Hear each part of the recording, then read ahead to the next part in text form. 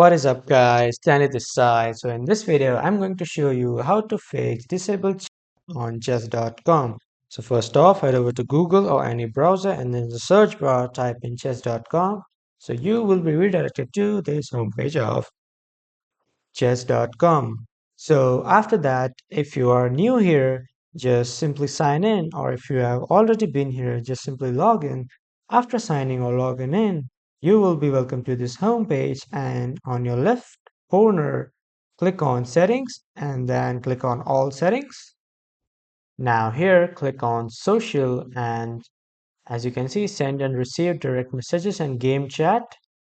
Now just turn it on to everyone and everyone. So you will send and receive messages on chess.com from everyone.